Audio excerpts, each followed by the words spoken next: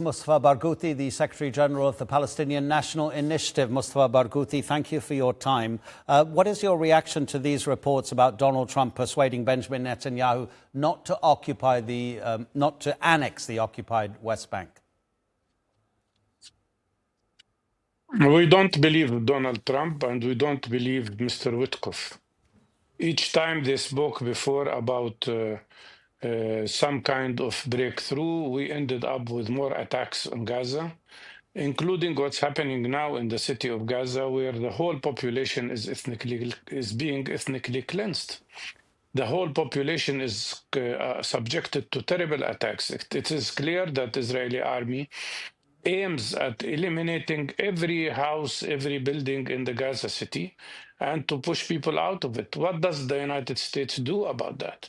If Trump was serious about a peace plan, he would at least order Netanyahu to stop the attacks on Gaza. Yesterday and the day before yesterday, they destroyed 4 of our medical clinics, Palestinian medical relief clinics. These are the only services that provided very basic, essential primary health care for cancer patients, care for patients with kidney diseases, care for pregnant women. And they destroyed them, all of them. And now they are spreading lies about somebody shooting at them from Shifa Hospital to justify the upcoming attack now on Shifa Hospital, the last hospital that could help people in Gaza.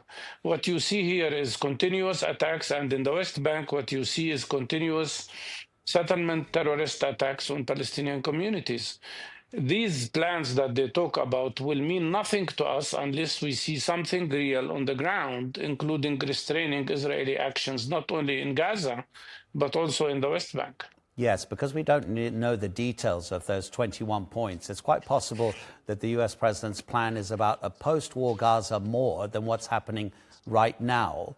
In terms of when the fighting does eventually end, how important is it for Palestinians that Palestinians are in charge of Gaza? Because even that's not certain.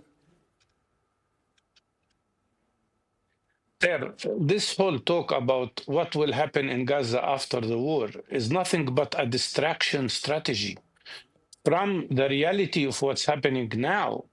3 war crimes: the war crime of genocide, the war crime of collective punishment, and the war crime of ethnic cleansing. And their goal is to now push everybody into the largest ever in human history concentration camp between the Muraj and Philadelphia, and then to destroy every inch of Gaza. And then they will try to push people out of Gaza. There will be nothing to talk about after if these 3 plans succeeded. So, in my opinion, this whole talk about what will happen after the war in Gaza is a distraction from the reality of this war, which is establishing a new fact: a Gaza Strip that is absolutely devastated, destroyed, and without population. That is what America and Israel are doing. That is the reality on the ground. And that's why I think the world's attention must now be concentrating not on post-war, but on the war itself, to stop this terrible ethnic cleansing that is happening and this terrible genocide that is destroying the Palestinian people.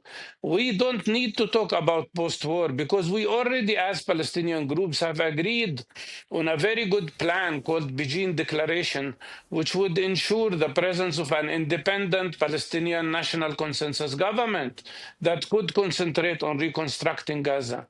Why they should bring external forces to rule us? Why should they bring other countries to rule Palestinians? Why the United States of America does not say to Israel, stop the occupation, allow Palestinians to have what 160 countries of the world now demand, which is the independent Palestinian state without occupation, without apartheid, without oppression. That's what we need.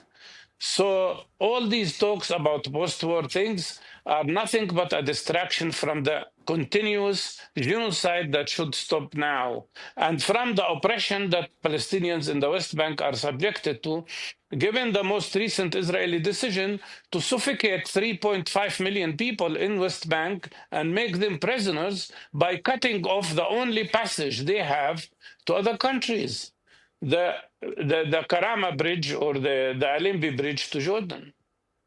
Mustafa Barghouti, thank you for your time, sir.